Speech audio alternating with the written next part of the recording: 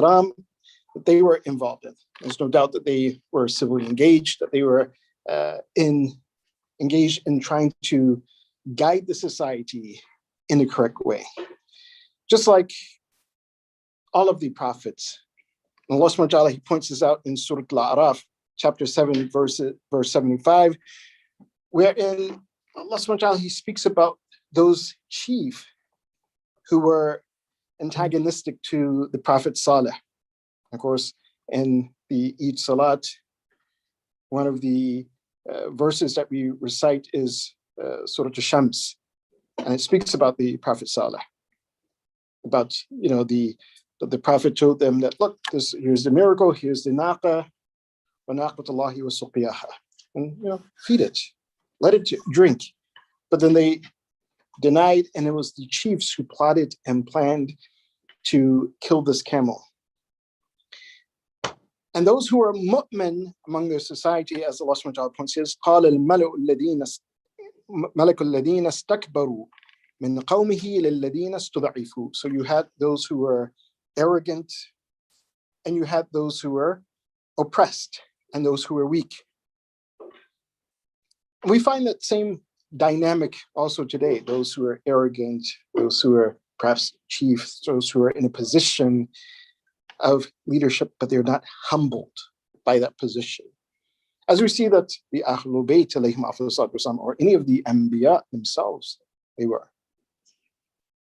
Just read the letter that we often refer back to, the letter of Amir al-Mu'mineen, Ali ibn Abi Talib, alayhi afdalus salatu wassalam, to Malik al-Ashtar.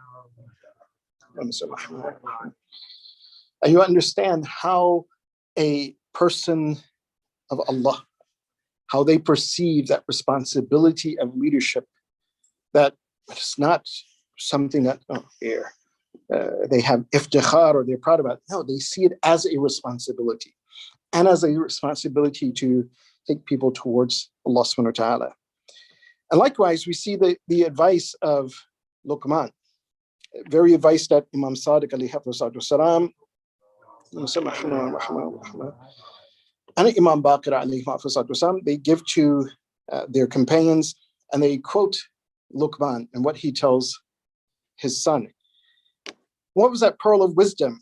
He says, Ya bunay, in ihtajta ila sultan fala tukthir ilhaha alayhi.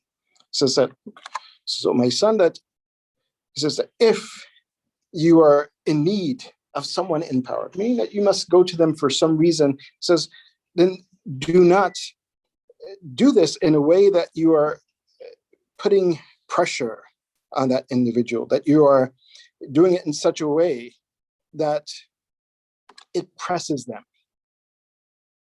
Sometimes those individuals who are in power, who are in authority, whether they are those who are humble, whether they are those individuals who understand their responsibility before Allah subhanahu wa ta'ala, and of course you'll get a different reaction from them, versus those who are arrogant, like the Qawm of Saleh, the Qawm of, again, the Bani Ubayyah at the time, those who took that leadership because they were hungry for power.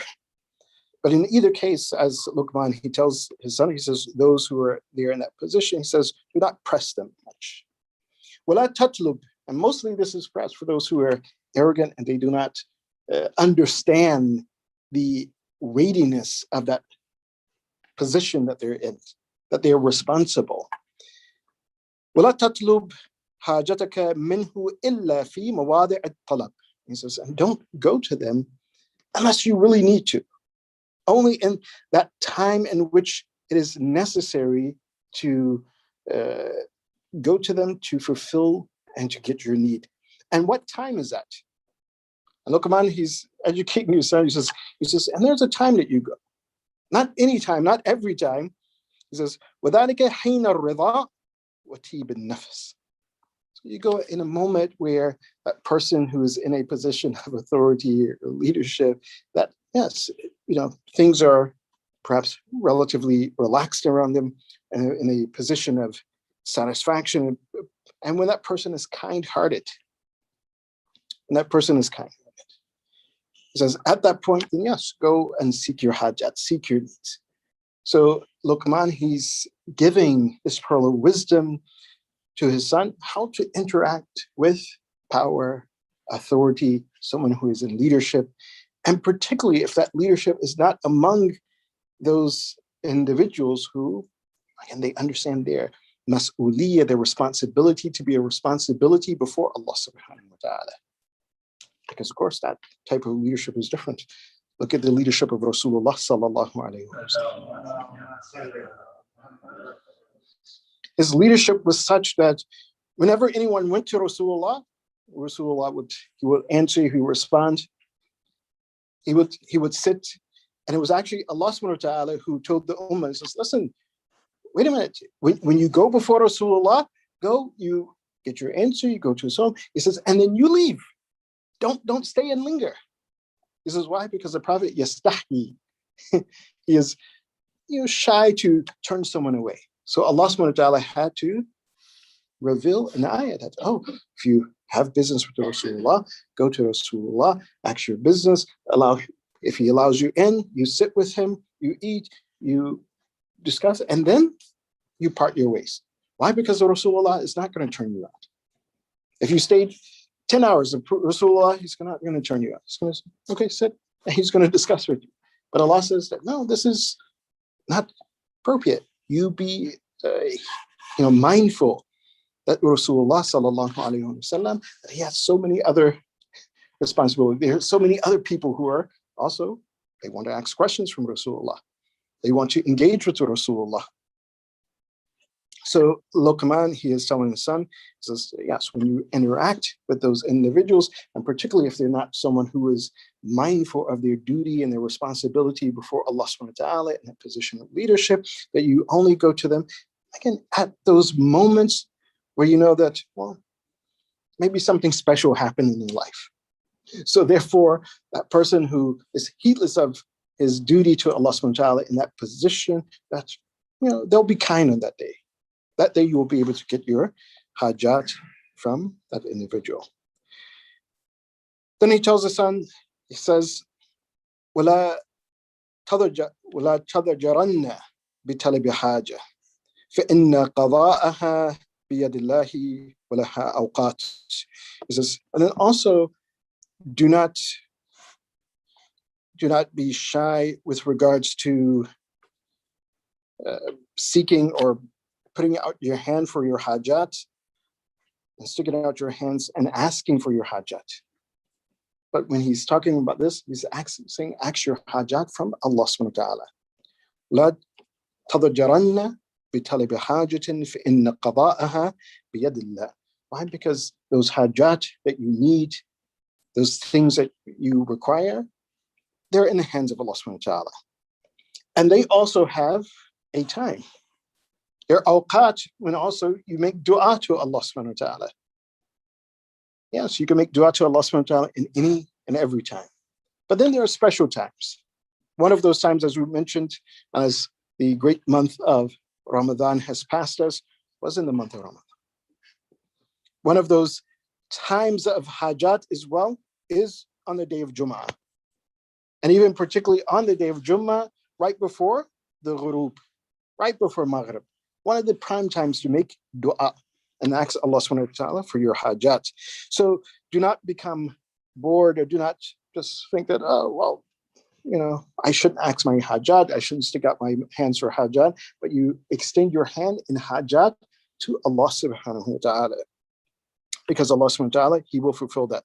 وَلَكِنْ إِرْغَبْ إِلَى اللَّهِ وَصِلَهُ وَحَرِّكْ أَصَابِعَكَ إِلَيْهِ. Basically what we said. So seek your hajat from Allah subhanahu wa ta'ala, extend your hands to Allah subhanahu wa ta'ala to seek those hajat. He also says, Ya bunay, in the same manner, Ya bunay, la tujawiranna al-muluk fayaqtuluk. Likewise, don't press those who are in a position of power. And of course, these muluk that Luqman he's talking about, those individuals who, again, their leadership, their position of power is not based upon taqwallah, it's not based upon their responsibility before Allah subhanahu wa ta'ala. No. And if you are engaging with such leadership, Luqman, he says, don't press them, فَيَقْتُلُوكَ, or they will kill you, they will execute you. وَلَا تُطِعْهُمْ فَتَكْفُرَنَّ. So, and if you, again, obey them, or if you follow in their path, again, they will take you off the course of Allah subhanahu wa ta'ala. This is one of the important lessons that we should learn in life, is how to civically engage and understand, and this is what the whole lesson, if we're going to summarize, understand that what are we engaging with and who are we engaging with? What is their position? Where is their position before Allah subhanahu wa ta'ala? Are they someone that, oh, well, again, they're like Rasulullah, they're like Amir al-Mu'mineen, or they're like those who the Ahlul Bayt alayhim have placed in authority, like Malik al-Ashtar, that when you go to them with your hajat, then their criterion is going to be based upon what Allah subhanahu wa ta'ala wants. At that point, yes, the engagement, you should engage as well, based on your duty before Allah subhanahu wa ta'ala, and it's something that they will understand. But if not, then as Luqman, he says, be careful in your engagement. Do not press them to the point that you will receive a negative reaction, nor obey them that they will take you off the course of Iman. And I pray that Allah subhanahu wa ta'ala continues to guide us by the wisdom of Muhammad wa Ali Muhammad, and by that final revelation of Allah subhanahu wa ta'ala, the Quran, and that Quran in action that we see in the example of Rasulullah and the Ahlul Bayt alayhim afdalus salam. وآخر دعوانا أن الحمد لله رب العالمين بسم الله الرحمن الرحيم والعصر إن الإنسان لفي خسر إلى الذين آمنوا وعملوا الصالحات وتواصوا بالحق وتواصوا بالصبر.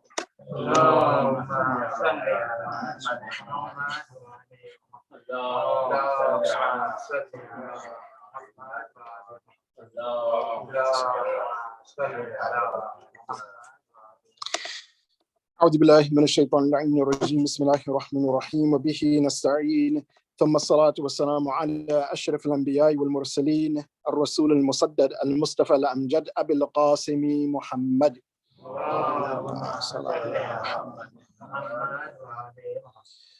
وعلى آله الطيبين وعلى أوصيائه وأولياء الله أمير المؤمنين علي بن أبي طالب والحسن بن علي والحسين بن علي وعلي بن حسين ومحمد بن علي وجعفر بن محمد وموسى بن جعفر وعلي بن موسى ومحمد بن علي وعلي بن محمد والحسن بن علي والحجة بن الحسن القائم المنتظر المهدي. اللهم صل على محمد وعلى محمد وعلى محمد. عجل الله تعالى فرجه. أما بعد فقد قال الله سبحانه وتعالى في كتابه الكريم بسم الله الرحمن الرحيم يا أيها الذين آمنوا اتقوا الله صدق الله العلي العظيم.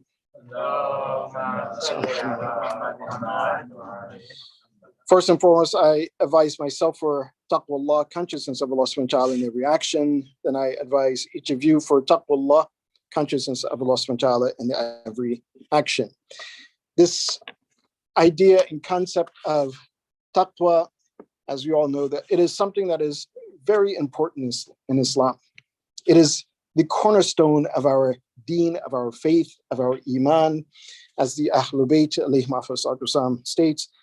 In fact, as Imam Ali alayhi afdalus, he states in one riwayah that is associated with him, he says, "Inna taqwallahi imaratud deen wa imadul yaqeen." That taqwallah, being conscious of Allah subhanahu wa ta'ala, being conscious of your connection, your duty, and your responsibility before Allah subhanahu wa ta'ala. This is the imaratud deen. It is the, you could say, cornerstone that our deen is built upon. It is the pillar of certainty, of yaqeen. وَعْبُدُ اللَّهَ حَتَّى أَتَاكَ الْيَقِينَ, as I say. So worship Allah subhanahu wa ta'ala until you achieve certainty, yaqeen. And the pillar for that yaqeen is taqwa. The purpose for which we fasted an entire month It was based on this taqwa. That what we should have achieved from that 30-day of fasting during the blessed month of Ramadan is taqwa. Allah subhanahu wa ta'ala, He states it in the Quran very clearly. Kutiba alaykum as-siyam kama kutiba alladhina min qablikum la'allakum tattaqun. That fasting has been prescribed for you, just as it has been prescribed for those who have come before you, that perhaps you will achieve and you'll reach certainty, or this taqwa. لَعَلَّكُمْ تَتَّقُونَ. That you will have this taqwa. That taqwa, and what is that taqwa that is the cornerstone of our deen and is the pillar of our certainty? That taqwa, that type of taqwa is one that it gives us, or like if we're faced with any difficulty, if we are faced with that choice between obedience and disobedience of Allah subhanahu wa ta'ala, it reminds us of Allah subhanahu wa ta'ala, that we remember Allah subhanahu wa ta'ala in those moments, that we have basira or insight in that moment, as Allah subhanahu wa ta'ala, He states, إِنَّ الَّذِينَ اتَّقَوْا إِذَا مَسَّهُمْ طَائِفٌ مِّنَ الشَّيْطَانِ تَذَكَّرُوا فَإِذَا هُمْ مُبْصِرُونَ. So those individuals who have taqwa, and this is the objective of fasting, those individuals who have achieved that objective, إِذَا مَسَّهُمْ طَائِفٌ مِّنَ الشَّيْطَانِ, that if shaitan comes to them, whispers to them, someone comes to them to try to take them off the path of Muhammad wa ali Muhammad, take them off that path of truth, تَذَكَّرُوا, that they remember Allah subhanahu wa ta'ala. They remember their duty before Allah subhanahu wa ta'ala, their responsibility before Allah subhanahu wa ta'ala. They remember the words of Allah subhanahu wa ta'ala in the Quran. That recitation during Ramadan wasn't simply just to complete the Quran, but to understand the revelation of Allah subhanahu wa ta'ala. Reflecting upon the life of the Ahlul Bayt, and particularly, in Ramadan, we reflect upon the life of Khadija, salamu alayha, the life of Amir al-Mu'mineen, Ali ibn Abi Talib, alayhi salatu wasalam, his shahada was here. And of course, throughout the life of Rasulullah, this is a month in which Allah subhanahu wa ta'ala, He revealed the Quran. So when we reflect upon their lives, that also we remember that example that we have before us. This is taqwallah. فَإِذَا هُمْ مُبْصِرُونَ. And from that example, from the revelation of Allah subhanahu wa ta'ala, from the example of Rasulullah, from the example of Khadija al-Kubra, from the example of Amir al-Mu'mineen, that we gain insight into how to navigate life, how to navigate those challenges that we find before us when we're faced with staying on the path of Allah subhanahu wa ta'ala or swerving off of that path. Taqwa, as Imam Ali says, and this is a beautiful explanation of taqwa, he says, Inna taqwa Allah miftahu sadadin wa dhakhiratul ma'adin. That it is, taqwa, it is that which opens the doors, it is that which is a treasure for your akhirah. Then he says this, which is very beautiful, وَإِتْقٌ مِّن كُلِّ مَلَكَةٍ. Subhanallah. That is itqun min kulli malak. It is that which frees you from every, and malaka is you could say every trait. And it needs a little bit of explanation here. So what is a malaka? Sometimes we have in the explanation of akhlaq or trying to improve ourselves, some of the ulama of akhlaq, they say you have two states. Even the ulama of irfan, you have a state which is called hal. Well, this state changes.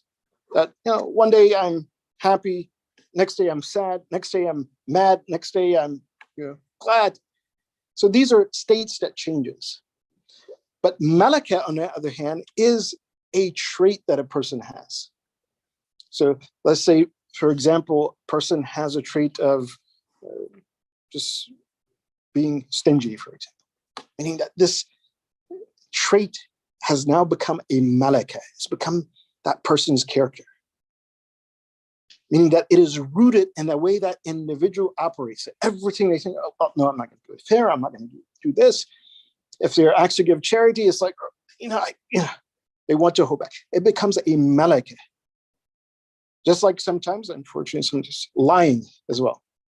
Some people, they may lie on occasions for some reason.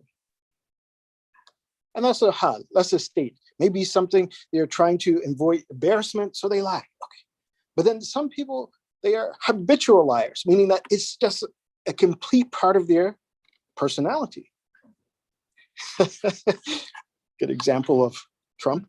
So, but yes, to the point that almost every word they say, you can't really believe.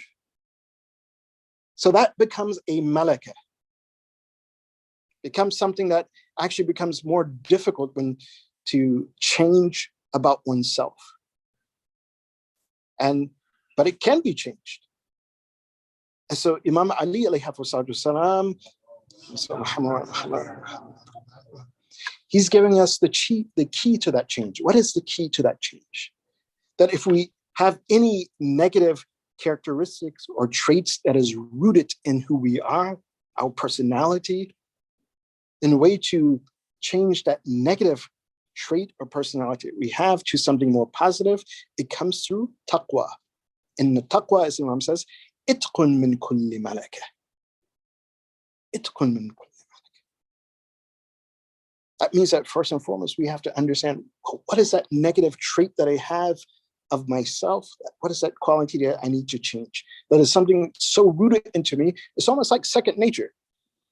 Like some people, when they want to tell a lie, they have to think of, how do I piece this together? That's a state. So they're trying to piece it together to save themselves from embarrassment. Some people, they don't even think about it. It just flows from their tongue. As they do it so much, it just flows. So how do we change that? Through taqwa, through being conscious of Allah subhanahu wa ta'ala. By, again, fasting is one of those things. Allah subhanahu wa ta'ala, He's placed it in our hands. Kutiba alaykum siyam kama kutiba ala alladhina min qablikum la'allakum tattaqun. That perhaps through fasting, you'll be conscious of Allah subhanahu wa ta'ala. Right? Because there's no time to think of, your food or this or that. No, you focus on your responsibility before Allah subhanahu wa ta'ala. Remember Allah subhanahu wa ta'ala. Taqwallah is also instilled in us through reciting the Quran. Knowing what Allah subhanahu wa ta'ala, He requires us to do. Gaining taqwallah also comes through reflecting the actions and the example that we have before us in Muhammad wa ali Muhammad alayhi salatu wasalam. So if God forbid we are faced with that challenge of obedience or disobedience, that we remember these examples, we remember the words of Allah subhanahu wa ta'ala, we remember the example of Rasulullah and his Ahlul Bayt alayhi salatu wasalam, and then through that we abstain from disobedience of Allah subhanahu wa ta'ala.